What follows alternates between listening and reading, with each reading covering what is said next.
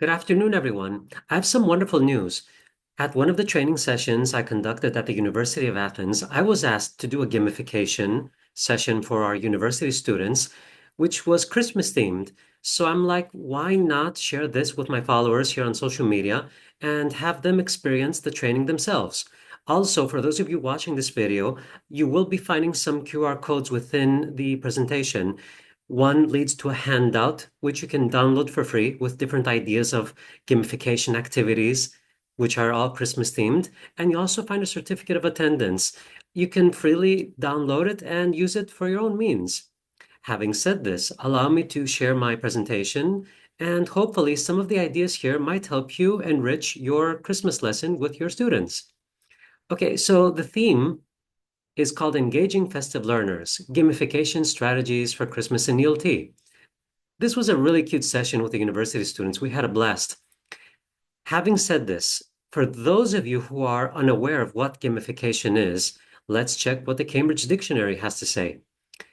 Gamification is the practice of transforming activities into games in order to make them more interesting or enjoyable. I think that's kind of self-explanatory, but to get into more detail, I had recently read a book from Ralph Koster. And according to Koster, and it's a really interesting read, you should definitely purchase this book and give it a shot. Games are systems built to help us learn patterns. Okay, so if you think about it, there are so many games out there that we learn how to play them, they have a pattern, but sometimes the element that they lack is fun. Now, fun is a neurochemical reward to encourage us to keep trying. Take, for example, tic-tac-toe. Tic-tac-toe is a game that I believe everyone knows how to play. After a few tries, you and the person you're competing against, you get to learn, the quirks and how, each player works. The thing is, there is no challenge to something like this. It becomes repetitive and tedious after some while. The thing is, when we're talking about gamification, we want to implement an educational approach to motivate students to keep on learning and add some gaming elements which can actually set an objective to meet a specific outcome and, of course, reward our students, the players in these cases, with badges, points, and trophies. If you offer the student an incentive to keep on playing, then things will become more interesting and the student will become invested in the game that you have to offer him. Now, the first thing that we have to do is to set a scoring system for rewards. Now, it's up to you what kind of scores you would like to share with your students. For example, you can say, I'll give you 50 XP points if you arrive early at school and you're not late as you usually are, or if you've completed your homework successfully. Making that extra effort for, extra homework, I'll give you even more points and so on. These are categories and kind of reward systems that you can prepare on your own based on the kind of personalities your students have and what you think should be rewarded for their achievements. And of course, after that, you have to create a chart of awards. Now, you can actually award them individually, for example, a positive note home or a treasure box. You can have them choose the next kind of game that they're going to play in class based on the points that they accumulate. As for the rewards, well, you can also group them into class rewards. Maybe, the students can put all their points together and truly reap the benefits of such an endeavor. For example, you can have a sweet treat or a dance party, extra recess, or even 30 minutes of free time playing something. But this is up to you, the teacher. Now, what do I do before we delve into the Christmas activities? If, okay, it goes without saying that all students, for better or for worse, have, their smartphones. Now, if they see a QR code, they start immediately scanning it. I've seen my students scan anything they have in front of them. So what have I done?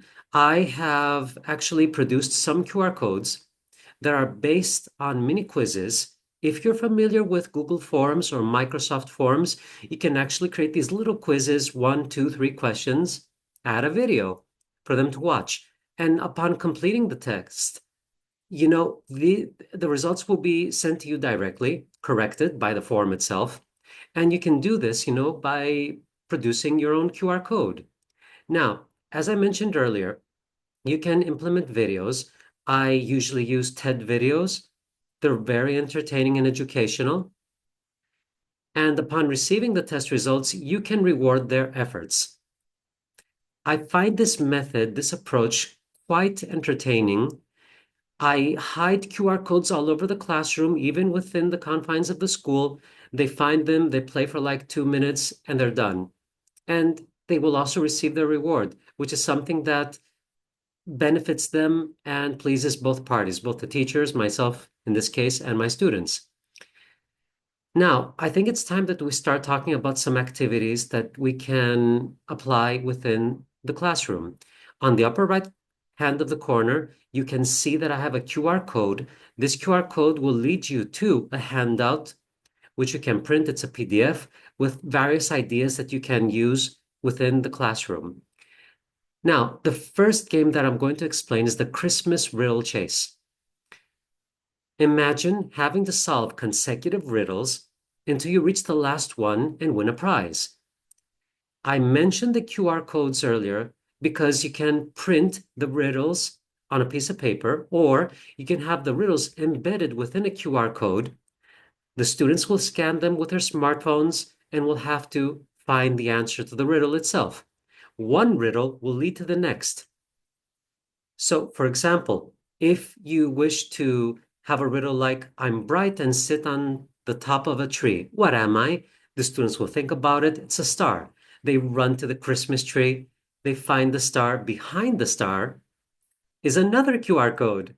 And this will lead to another item within the classroom or within the school, and so on. It's up to you to decide how many riddles you want them to solve. Could be five, six, even 10. And when you reach the last riddle, it will include the treasure, the prize, or the reward. Let's go to another game.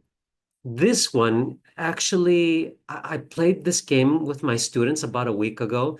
It's Santa's Interview Role Play. I love this game. My students love it as well. The whole concept is that Santa Claus is hiring new team members for the North Pole workshop, and that the class will role play the interview process. Now, the teacher could play the role of Santa Claus, or even the students can.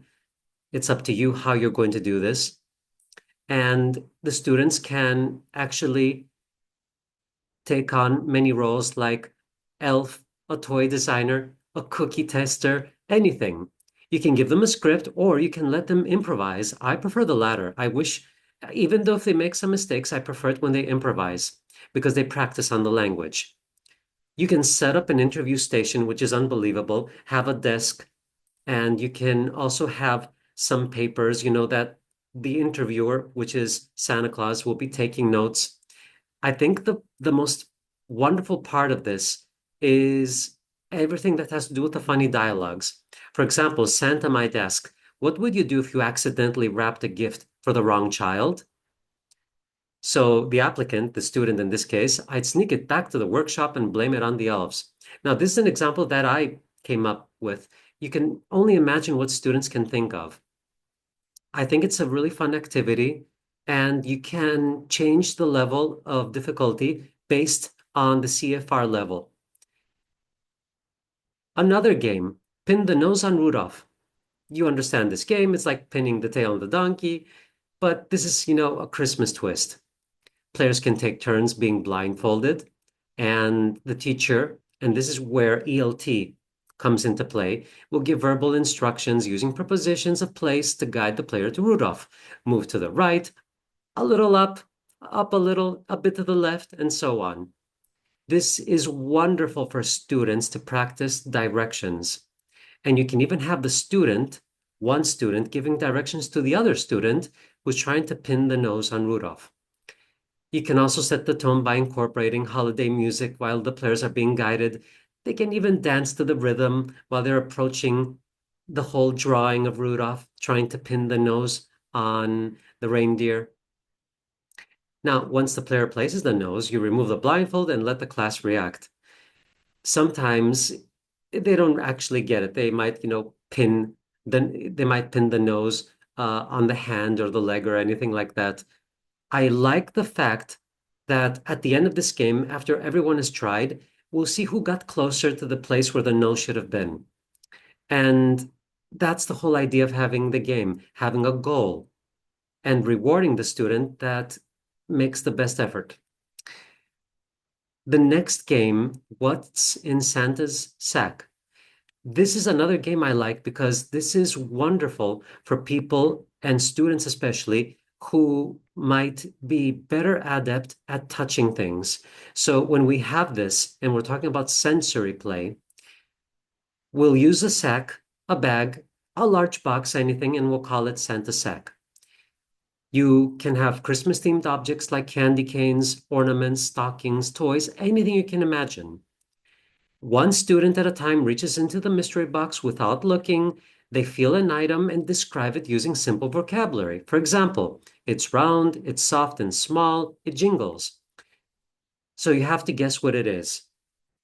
And I think it's a wonderful activity to practice vocabulary and, of course, using sensory play to understand what they're describing. Now, this is something that I've used a few times, but not with very young learners. It could be implemented with very young learners, but I prefer students that are a bit more advanced. Christmas superhero. The whole idea is to have students design their own Christmas-themed superhero, complete with a costume, a name, powers, even a backstory. And then you have the students write a short essay introducing the superhero and their mission or the challenge that they have to meet during Christmas. After creating the superhero, they can then do a presentation in class, show their drawings, and read their essays in class. I also have my students duke it out, to say the least, have a duel. So you can pair students and then have them say which superhero is stronger or better suited for a Christmas mission. And the rest of the class can vote for whose superhero is better. For example, who can deliver gifts faster or who has the most creative Christmas power. These are wonderful ideas as we try to influence them to use their critical thought into producing these ideas. Christmas taboo. You've played taboo before in the past. I'd like to thank ELT News for providing these ideas here for the taboo cards, which are all Christmas themed. You know how this goes. Materials that each person takes, a card, and they must describe the word on the card without saying or using that word or any of the additional words written on the card.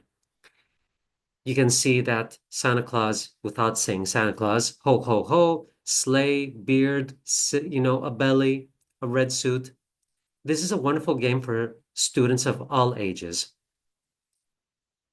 Now, this is another idea I've used. This has to do with narrating a story using visual stimuli.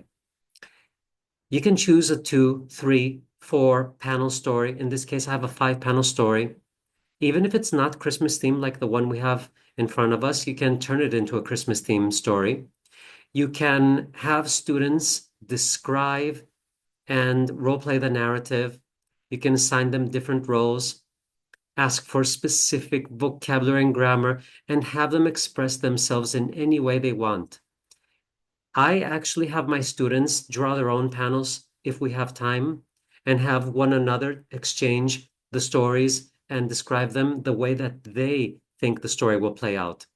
In this case, we can say that a father and his son are shopping for Christmas. They decided to buy a new TV. I would have my students role play this. As you can see, they drop the item, which exudes, lots of funny interactions between the students role playing. I think it's worth the time and effort to play out such scenarios, especially if they're Christmas themed. Now, Christmas conversations is another field of Christmas activities that I use for my older students. Why is this? They're more advanced and we can have wonderful conversations about the meaning of Christmas, how you can explain various elements of Christmas as adults, how they feel about all the customs and traditions. Here I have added just a few, about 7 questions. You can find more in the handout, about 25 questions. For example, did you enjoy last Christmas? Why or why not? You can say things like, do you enjoy decorating, or what do you eat during Christmas? Do you like Christmas songs? What is your opinion of having an artificial or a real Christmas tree at home? Interesting conversation starters. I can't do a presentation about Christmas-themed ELT gamification without referring to Christmas crossword puzzles and word search. You can actually time your students to find all the words within a specific time limit. There are so many crossword puzzle creators and word search creators that are available online. You'll find them in the handout. They're free to use. They have various sizes, customizable. You can even add hints to them to help the students. Make it even more difficult. Ask them to circle only verbs or only nouns. Or you can have them circle only the toys and not living things like Santa Claus or the elves or the reindeer. Add a little spice to the games and make it even more difficult and challenging. This was a very short webinar that I want you to sink your teeth into. Read the handout. You're free to use anything I have written on the handout. You can actually add your own twist and interpretation to the games. Hopefully, you'll have a lot of laughs like I have with my students. I'd like you to ask yourselves if you have actually learned at least 2 things from this webinar, then it was worth the time to watch it. Thank you so much. As always, I have my free book, The Show Must Go On. You can download it for free at the QR code that you can see in the upper right corner of the screen. You can also follow the link at the bottom of the page. Visit my blog, katherinereilly.blog, new publication in the search bar. You are free to download this book, no strings attached, and it has to do with real life health issues. It raises awareness about children with cancer. Thank you so much for your time. And you can also download a free certificate here at the QR code. Just click on the field that you are supposed to add your name, and you can type in your name and print it. Thank you so much. I wish you a Merry Christmas. And as always, see you next time. Thank you so much.